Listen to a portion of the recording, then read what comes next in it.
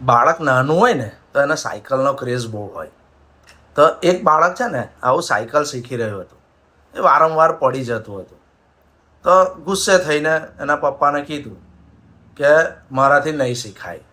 તો એના ફાધરે એવું કીધું કે ભાઈ તારે સાયકલનું સંતુલન જાળવવાનું છે. તે ઊભા રહેવાથી નહીં થાય, એને આગળ વધવાથી થશે.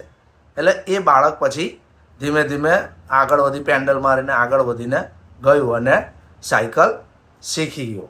થોડું પડ્યું પણ સાયકલ આખરે શીખી ગયો. તો મિત્રો, જીવન પણ આ સાયકલ જેવું જ છે.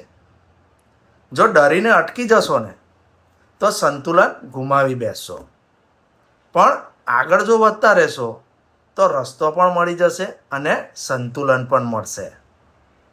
જો જીવનમાં સંતુલન જોઈએ ને તો અટકશો નહીં, આગળ વધતા રહેશો.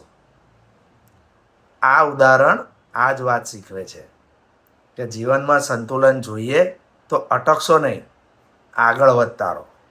તમને કોઈ અટકાવી નહીં શકે. સમજ્યા ને?